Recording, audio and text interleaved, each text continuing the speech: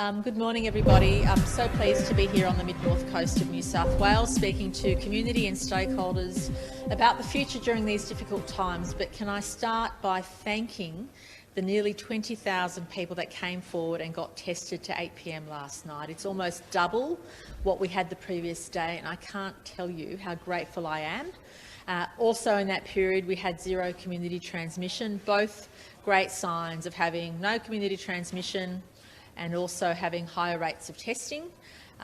We had a good health advice this morning and consultation with colleagues, and the best health advice is that we should wait another week before we ease restrictions, but I do want to assure the community that the government's intention is to get as close to pre-Avalon conditions as possible next week. That is what we're aiming towards. So if we keep the case numbers low, and it doesn't have to be zero every day, but so long as the case numbers remain low and so long as the rates of testing are pretty good, that we will move as close to pre-Avalon as possible in a week's time.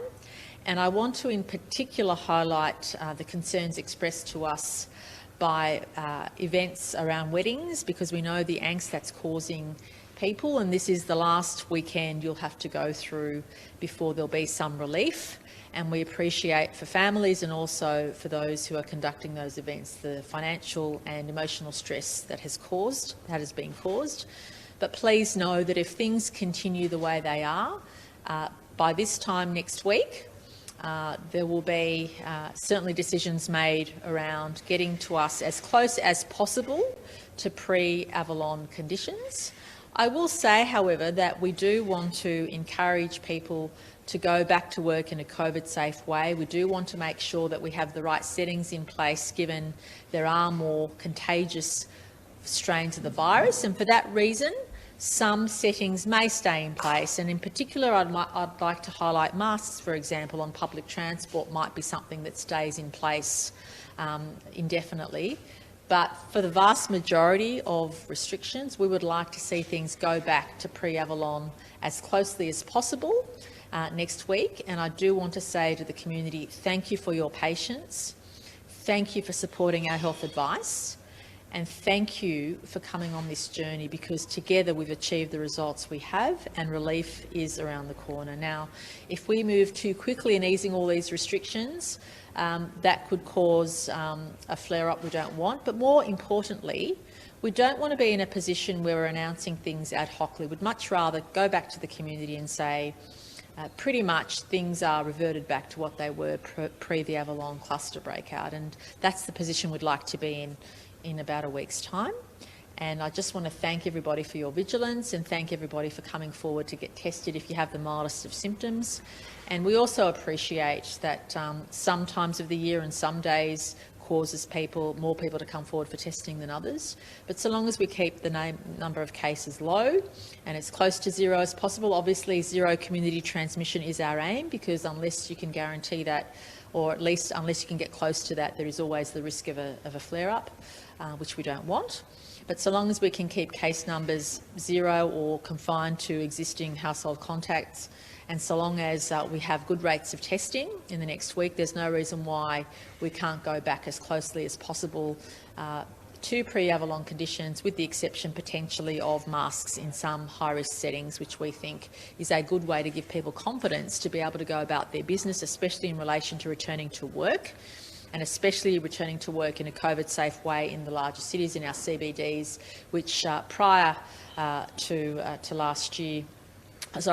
this year, we're experiencing enormous drop-offs in people going back to those normal workplaces. So deep gratitude to the community for allowing New South Wales to get where we are. But also, can I say that whilst I'm on the mid-north coast, what a great couple of days it's been to really get a sense from the community in the regions about how they're bearing up during COVID.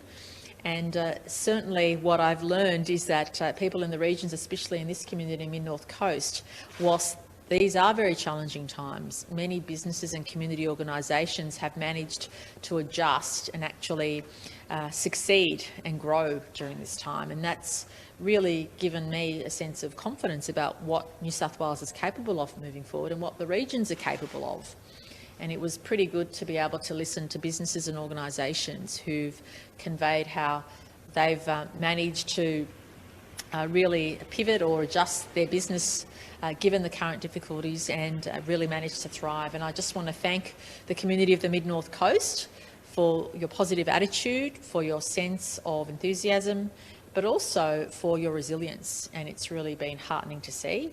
And certainly it's that resilience which I think will allow our regions to grow and thrive during what is otherwise an extremely difficult condition off the back of a deep drought, floods, which this community has experienced, but also on top of that, obviously, the bushfires and the pandemic. And all those things combined have impacted on the resilience of the community and really allowed communities like this to shine. And please know that the government's support through infrastructure funding, whether it's roads and health and transport, will make sure, and education will make sure that we support the community during this time. And I, in particular, want to thank and acknowledge Minister Pavey. Not only is this her electorate, but her major responsibilities across the state in water and property and housing have ensured the government is able to deliver in those vital areas. And I wanted to thank and acknowledge her contribution, but also ask her to say a few words about the Mid-North Coast, and then we'll take questions. Thank you. Thank you very much, Premier. We stand here today on Gumbaynggirr land, and it is beautiful. And I think the Mid-North Coast, thanks to the leadership of this government, of the Premier, has led the nation in ensuring that people have a sense of safety and security as we battle this virus, has been very strong and very sound. Our caravan parks, our motels, our hotels, our accommodation has been full, but we've also had the security of the contact tracing, and I just want to acknowledge Service New South Wales in particular for the strength that they have shown and the leadership to give people the certainty that it is safe for people to come from other parts of Australia, other parts of Sydney to holiday and be part of our annual summer holidays. And our region has done incredibly well. Some big challenges for having enough staff to be able to run the businesses, but we have done well because of the security that the Premier has led, and ensuring that people can be safe and secure during this really uncertain period, which has followed bushfires. And I thank the Premier also for being here today and the support the government has shown our communities, and we'll be talking to a lot of those people that 12 months ago were just reeling from facing another threat. So it's great to have you here, Premier, and be able to showcase what our region is, how magnificent it is, and more people are discovering that and realising that this is a great option other than Sydney. So there's some big challenges ahead in terms of housing and all those sort of things, but wonderful to have you here. Very proud of the way you have led our government and our team and ensuring that New South Wales is leading Australia in handling this issue.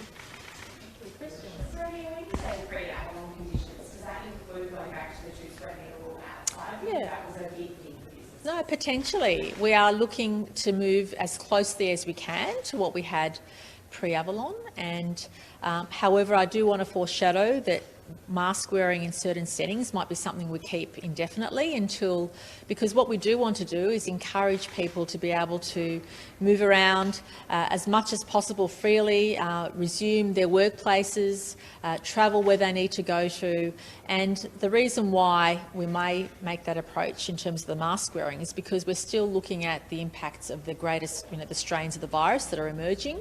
We know that they're more contagious, and we just want to give people that additional line of defence.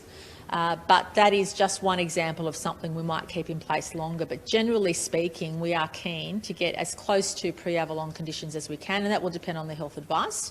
But we're also very keen to make sure what we announce is simple and holistic, rather than a decision here or there, because we want to move forward in a confident way to demonstrate our ability to deal with outbreaks when they occur, but also our ability to bounce back and give people confidence, especially as people are thinking about going back to work, going back to school, and we want people to feel they can do that in a very COVID-safe way.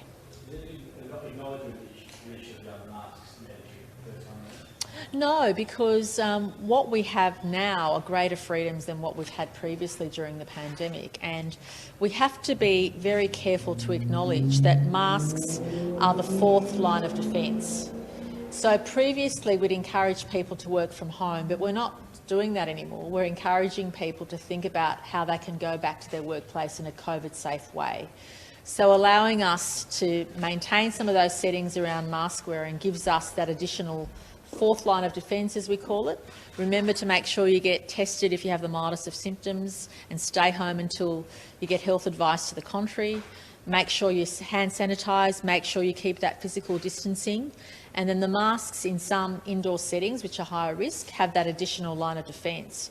And we hope that additional line of defence will encourage people to think about working in their workplace, think about resuming normal activity as much as possible in a COVID-safe way. And we may very well find that at a point in time, if we are confident that we're managing the new strains of the virus and we're managing the pandemic as best as we can, that those type of restrictions will be eased as well. Are you concerned that by easing restrictions it could make other states a bit more apprehensive to open their borders to New South Wales? No, I mean they're decisions other states will take according to their own settings. But in New South Wales, we'll always try and strike the right balance of providing the health and safety for our citizens, but also for making sure that we allow the economy to grow stronger, for jobs to grow and for people to have their livelihoods protected, and that's very important to us to get that balance right. Different states have different approaches, but I want to stress all states have the ambition of zero community transmission, and that's certainly the case in New South Wales.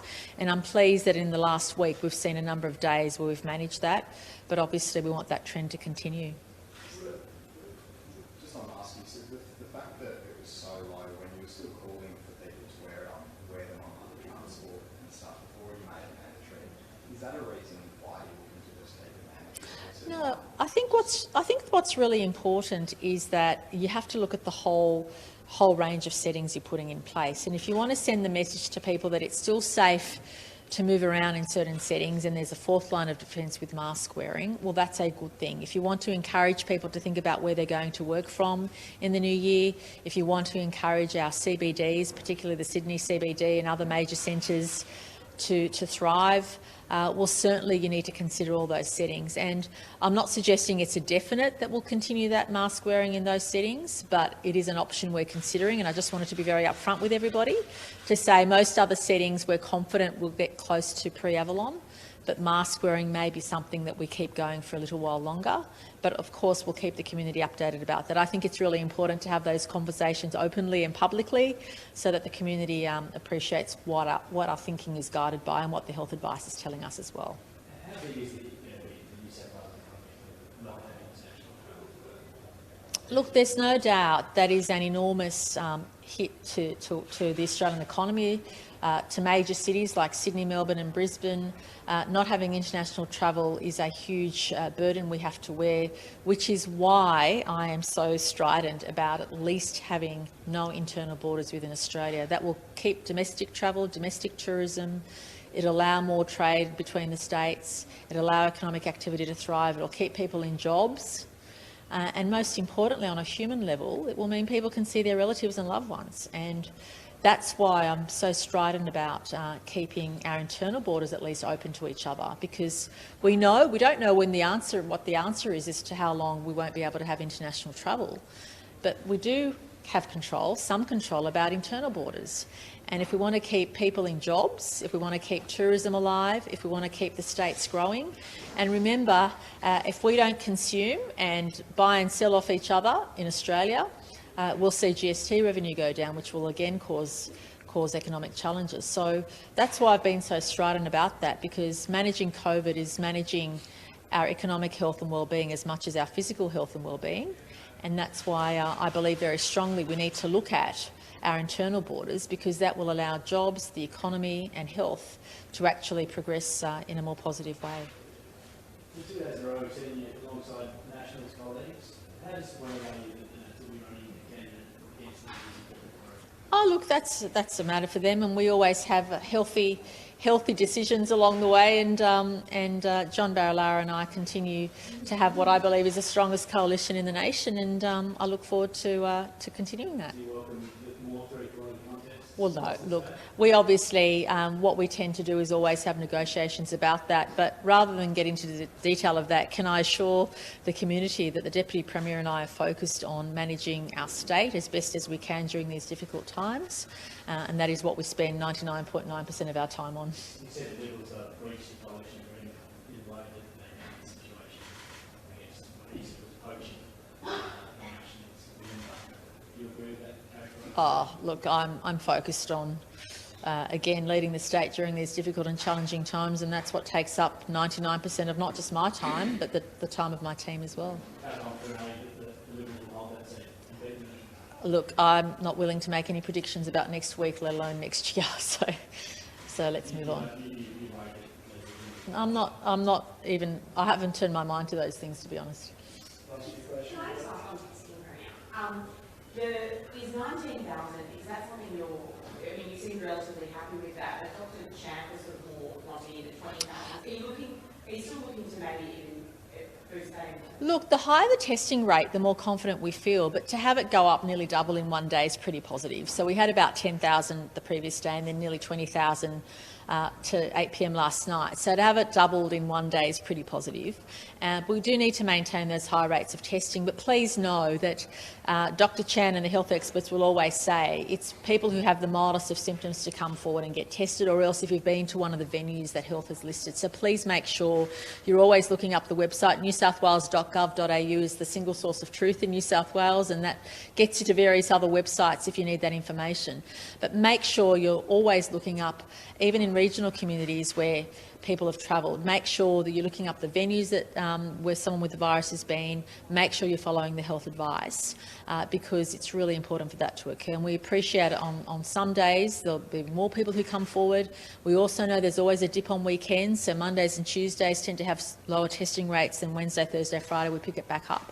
But we just need that consistent rate of testing. The higher it is, the more confidence it gives the health experts to give us advice about restrictions, and that's why we require the extra week. To give us time to assess the low to zero cases whilst testing rates are what they are, and I feel that the community would feel comfortable with that. Is there a sense of local communities in terms of their adherence? Is there a sense of complacency in some of the regional areas about COVID strategies? Given we haven't had any community transmissions within our region, you would expect there'd be community complacency, but I think there's not. I think there's a strong adherence when you're entering venues. I'm really, as a former owner of a restaurant and cafe, I'm surprised at how well everyone has got the app working, and you've got that ability to trace where people have been. I think that's the most important thing. So everyone has done that, and you know that is really, really important. But people are respectful, and I think Avalon and what people of Sydney were going through during the Christmas period has been a reminder of how only one person can change it. And we had the fellow that went through the central west of New South Wales, and you know everybody knew where he'd been, so we were able to track and trace that. That's what people are on board for. We know we're in a different world. We know we're operating in a way that we've never had to face as a modern age, and I think the way people have accepted it is a testament to the strength and resilience and the sensibility of our communities. Look, I'm not here to talk about those issues. I think the community wants us to focus on the jobs at hand, which is keeping them safe and building infrastructure, and I'm very proud to be part of a government, a great coalition government. I'm a very proud National Party person, and we've seen the Pacific Highway dual carriageway completed just before Christmas. The infrastructure that's coming out to New South Wales is incredible. Today we've got 3 great announcements for really important communities in my patch. I can look across here at the Urunga Boardwalk and the Urunga Lido. That's what our communities want us to focus on, delivering infrastructure and good government and good management. And I'm focused on absolutely a 4th record term in government. That's what we have to do to continue the good work for regional New South Wales. Look, I'm not going to focus on that. I'm going to focus on being a good government, a disciplined government. Just on testing, sorry, lastly, Premier, just would you consider pushing this back another way if restrictions being eased if testing drops off? Well, obviously, it's the combination of low to zero rates of community transmission and good rates of testing that is the perfect combination you need to ease restrictions. And we feel we're nearly there, but the health advice is please wait another week. So long as we are on this same path over the next week, we look forward to being able to ease restrictions and give the community further relief. But in the main, as I travel around the regions and also Greater Sydney, people have really adjusted well and they understand the position we're in, and I'm so grateful that compliance has been really high. Got an update from our authorities this morning, including the police, and I just want to thank everybody for your patience. It's a frustrating time for all of us, and the patience and the commitment the community has shown has just been amazing. Thanks, everybody.